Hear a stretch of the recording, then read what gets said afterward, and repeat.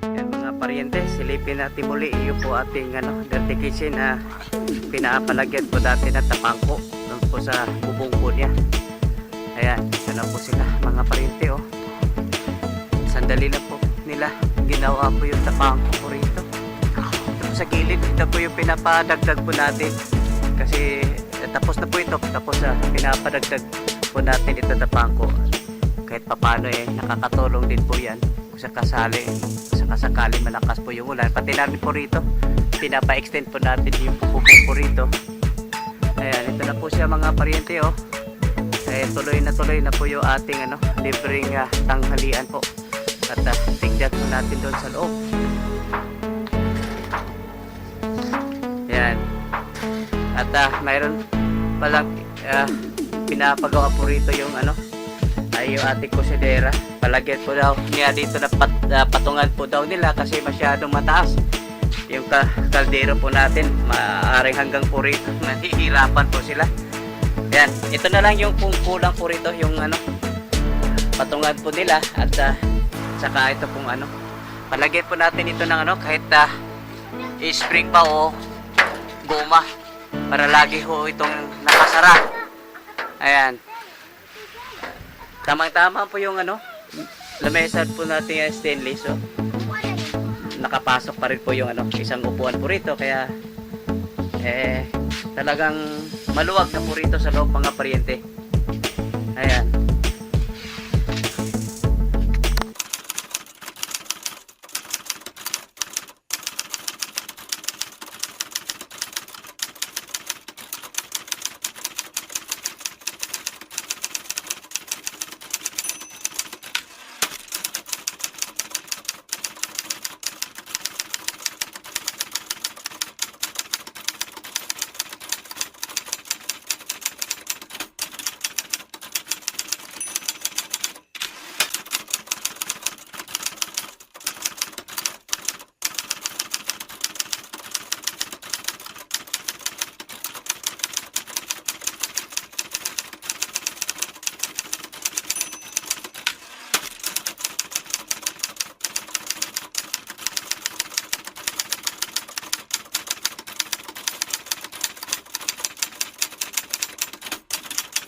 Yan mga paryente, isang mainit na araw. Time check po, alas 8 ng umaga. At ngayon po ang balita ko po tapos na po raw itong ating dirty kitchen na binalot po ng screen para po hindi mapapasukan po ng langaw. Ayan, ito na po. Tamang-tama po yung ating mesa mga paryente oh. Saktong-sakto. Ayan. Ito na po sa loob. Ayan. Medyo maluwag-luwag po rito. Hindi po mahirapan yung ating tagapagluto po rito. Kasi medyo maluwag-luwag ng konti dito sa loob. At tamang-tama po yung ating mesa. Oh. Kasyang-kasya po rito. Mayroon pang kaunting po rito. Pwedeng maupuan. Ayan. At ito na lang po yung po natin. May po ron oh. Pwede pong makakapasok po yung langaw po ron. Palagyan po natin ng screen dun banda. At saka dito po sa labas palagyan din po natin ng tapangko po rito para hindi ho makakapasok po yung tubig. At saka protection na rin po dito po sa ating poste. Ito pong kawayan kasi pag laging nababasa talagang hindi magtatagal. Hindi naman makakabuylo po yung ulan po rito mga paryente kasi unang-una nasa ilalim po tayo ng akasya. At saka hindi makakapasok po yung tubig sa loob dahil may screen. Ayan. Pero ganoon pa man mga paryente, lagyan pa rin po natin ito ng tapangko po rito. Kahit 40 cm lang. Tapos slope. Pati na rin dito sa harapan. Yun, protection na rin po dito po sa ating kawayan para magtatagal pa po ito. Ayan. Ang ganda po oh. Pagka-tira po nila oh. Ayan. Ayan, mga paryente, kasalukuyan ngayon, binubungkal ni kasamang Denver po itong ating dito po sa ating papaya. Kasi balak po natin dito mga paryente, mag-i-intercrop po tayo, talong. Yung second cropping po ng talong, dito po natin itatanim. At yung patabig po rito mga paryente, canal irrigation. Ayan. Kasi itong papaya po natin, tingin ko po ay mga ilang buwan na lang po ito at tayo po hindi naman nag-alala kasi yung ating sumunod na batch po nito, yung nandoon, nag-umpisa na pong mamunga mga paryente. Ayan.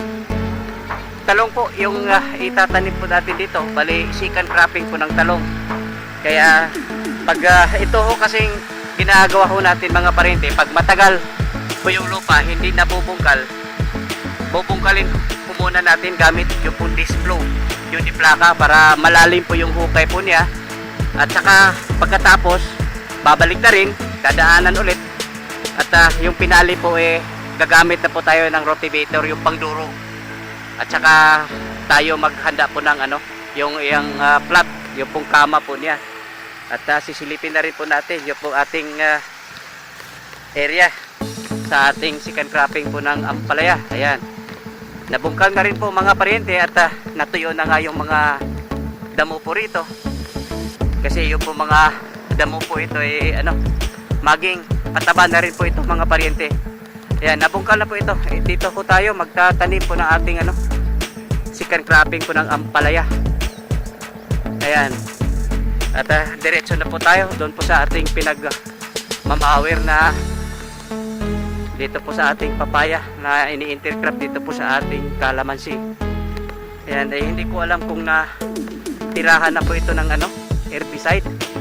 Ito po yung gusto ko mangyari mga paryente, kahit hindi sagad sa lupa yung pagmamawir po nila.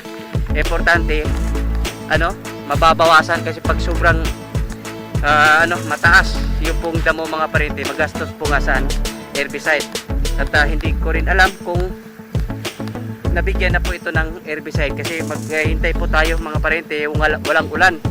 Kasi pag inulan po tayo, nag-apply po tayo ng herbicide, mawawash out na rin po yung ating medisina. Yan.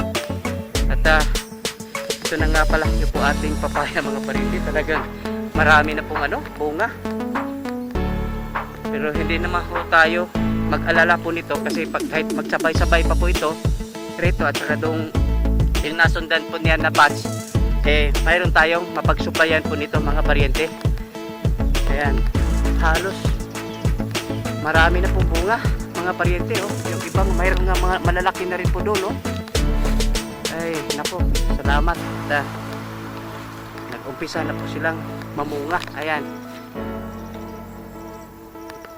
malaki-laki. Ay mayroon pang malaki na po rito mga paryente. Ayan. Ayan, kagandahan po rito mga paryente,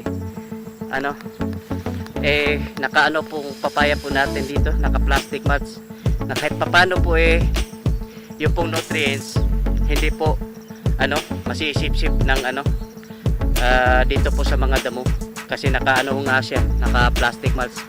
Yung kagandahan po rito, dito po is open na po yung ating plastic mats po rito.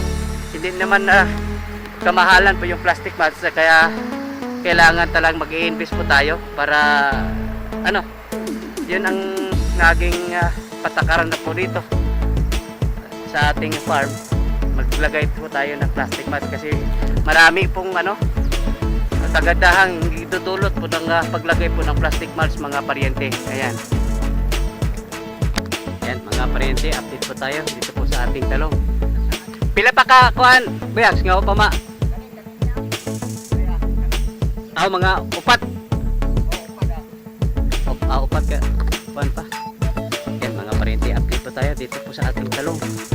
Yan, at magmula noong pinapabahaan po ito ng tubig lagon mga paryente. Ang laking pagbabago po niya mga paryente. Dumarami po yung bunga at saka nanumbalik po yung ganda mga paryente. Nawala na po yung parang kulay puti-puti. At saka makikita ho natin sa dahon po mga paryente. Maliit yung dahon pero napakaganda po yung dahon. At saka ang dami po ng bulaklak mga paryente. Kaya walang duda mga paryente, yung pong dahilan po nito, yun pong papadaloy po natin Tubig Lagon. Ayan. Kaya tingin ko po pag lagi itong napapadaloyan ng Tubig Lagon, tatagal pa po ito mga parente. Sa ngayon po nasa na po tayo. 5 buwang pitasan po nito mga parente.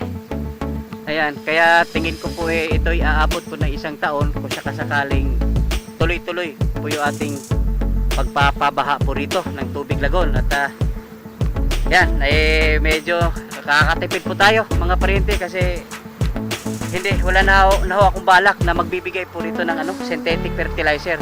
Kasi kitang-kita po natin yung pagbabago po niya magmula nung pinapadaluyan po ito ng Tubig Lagon. Mamaya po sisilipin po natin yung pong ani ngayong araw. Ayan. Ayan mga paryente, sisilipin po natin yung pong harvest natin ngayong araw doon po sa ating talong. Ayan, ito nga pala yung pong ating harvest ngayong araw sa saging, pero kasalukuyan pa po silang nag-harvest pa po ng saging ngayon mga paryente. At ito na po yung ating talong. At kita-kita natin mga paryente, nanumbalik po yung ganda po ng ating talong. At saka yung pong mga reject na to din, no? Kato. At kukunti lang po yung reject mga paryente, at kita-kita ho natin, mamulds na ulit yung pong ating talong. Kaya maraming salamat doon po sa ating Tubig Lagon. Wala akong makikitang dahilan kung bakit bumabalik yung ganda po ng ating talong mga paryente kung hindi po yung ating Tubig Lagon, kasi napapadaloyan po natin ng Tubig Lagon po doon yung nakarang linggo. At ito, instant kita po yung resulta po mga paryente. Ang gaganda. Ayan. Yan mga paryente, nandito ho tayo ngayon sa ating ampalaya na may naka-relay cropping po rito na 3 cucurbits na crop, sitaw, upo at saka pipino.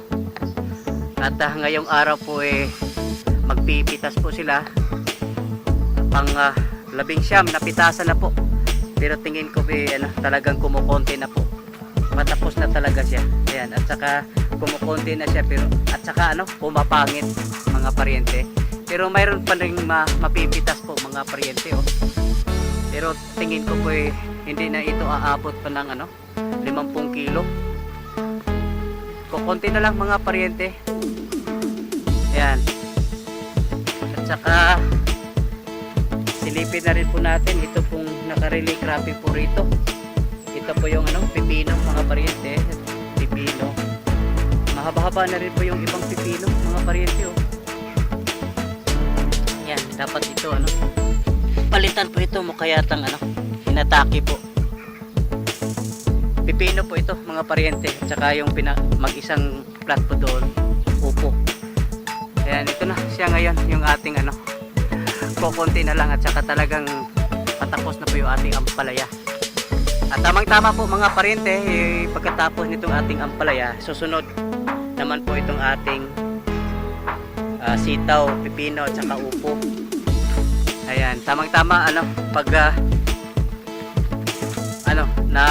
nabungkal na po yung ating yung second cropping, yung area doon po sa ating pagtanan ng second cropping ng ampalaya.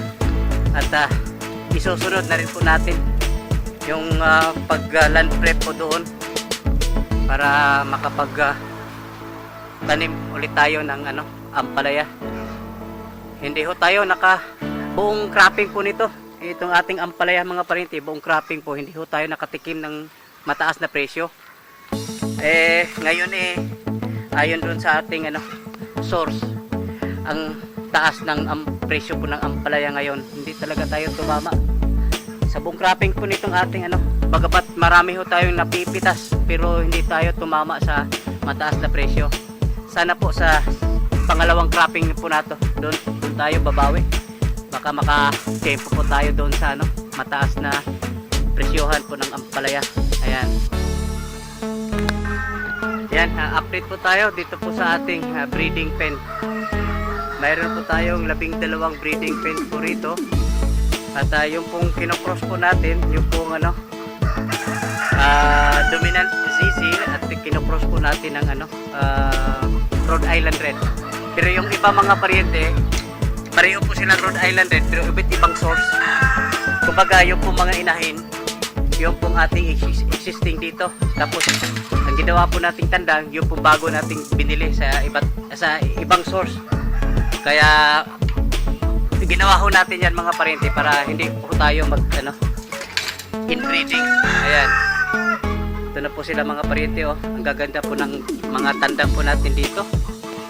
Ang kikintab po ng balahibo. Ito po yung mga bagong lahi po ng ating Rhode Island Red. Ang gaganda po ng yung balahibo po nila mga parente, napakakintab. At saka ang laki. Ayan. Ito mga itim na po ito. Ito po yung mga dominant CZ. Tapos yung po tandang na yan po yung Rhode Island Red. Yung po dati pa nating original po nating po yan mga parente, yung tandang na yan, breeders natin, yung roster po natin yung tandang. Makikita ho natin yung tahid mga parente, pinutulan na ngayon, napakatanda na yan mga parente, kaya kinocross po natin dito po sa ating bagong lahi. Ito po yung dominant CZ. Ayan. Ayan, iikot po tayo mga parente. Ang ganda po ng balahibo po nito mga parente. Bakit? Lumpo. Paeka-eka. Ano kayo nangyari po nito? Paeka-eka po siya, oh. Baka naipit po yung paa po niya. Ayan. Pero ito po mga parente, yung dati pa natong lahi. Makikita ho natin, napakatanda na po yung tahid po niya. Pinutulan na nga. Yun nga, kinocross po natin dito po sa ating bagong nabiling breeding line ng mga Rhode Island Red. Yan, iikot na po tayo mga parente kasi 12 kulungan po ito. At dito, tagos po tayo rito sa kabila. Ayan. Ang gaganda po ng tandang mga parente, oh. Ang kikintab po ng balahibo. Ayan.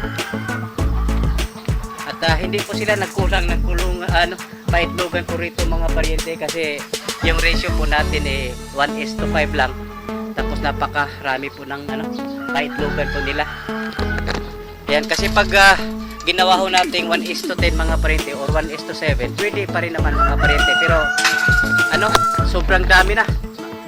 Kasi yung mga itlog po rito diretso sa ating incubator. At kinokontrol na rin po natin mga parente kasi yung pong paparamihin po natin, yung pong mga bagong nabili po natin mga breeding line. Ayan. Iikot na po tayo mga parente kasi dito sa yung mga breeding pen po rito, mukhang na po ito, yung pong dati po nating breeding line, mayroon ngang pa dyan, no? May isang po diyan, Malfly matrak, yung pong itim at saka puti, dating po natin yan, Malfly matrak, yung pong mag-isa ron, no? BPR. Ayan. Ayan mga paryente, silip po tayo rito sa ating hospital pen. At medyo kukunti lang po yung nakalagay po rito. Ibig sabihin kumukunti yung nagkasakit kasi nung araw po marami po itong mga paryente nung araw. At mayroon pa po tayong isang hospital pen nandoon pero wala raw laman po roon. Kaya magandang balita ito mga paryente. Ibig sabihin kumukunti na po yung ating mga alaga na nagkakasakit. Yan, pag sila na po nakapag-recover na, gumaling na, ibabalik naman ito doon sa ating range area. Ayan. Ayan mga paryente. Mayroon po kasi tayong pinapagawa po rito na ito po gagawin po natin yung stall mga paryente. Ganito kahaba. Para yung po ating mga ani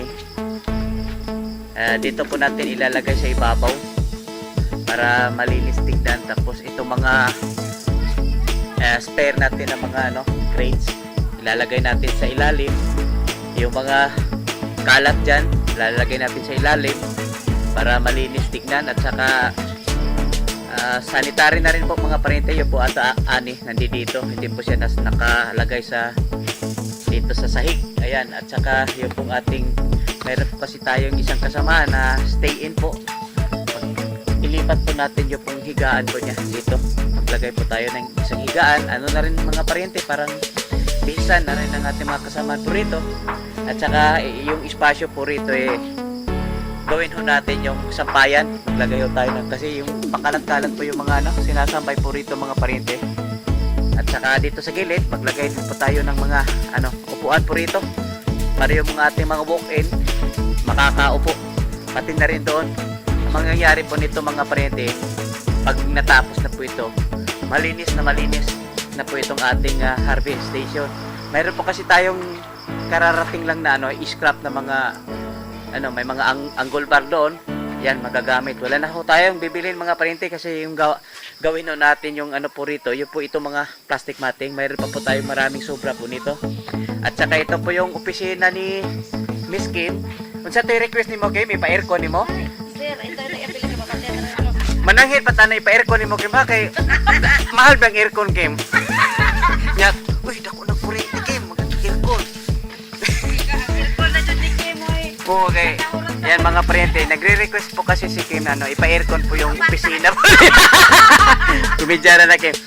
Nagbibiro na po tayo mga paryente, pinapasaya na po natin ito mga kasamahan po natin. Ayan. Ito mga kalat po rito, malilinis na po ito mga paryente. At saka itong mayroon po tayong dumating na freezer po rito. Hindi naman ito. Tingin ko gumagana pa po ito mga paryente, pero kita-kita nyo butas na butas mga paryente. Kaya hindi na po ito magpapakinabangan. Yung bala ko po nito mga paryente, gawin po natin itong gawing tangke para po doon sa ating mga saging. Para po mapapakinabangan pa po ito. Babalutin po natin magla-liner po tayo dito ng yung plastic para makakapunto po yung tubig. Yan po lagayan po natin ng saging para hindi po madaling masira yung saging kasi pag hindi dito lang sa sahig, madali lang po siya kumbaga mabunog. Yan. Yan, ito na po mga paryente, sana ito na pong kasulukuyang ginagawa ng ating maintenance po dito. Basta imong aircon Kim, ipanangin pa nato Kim ha.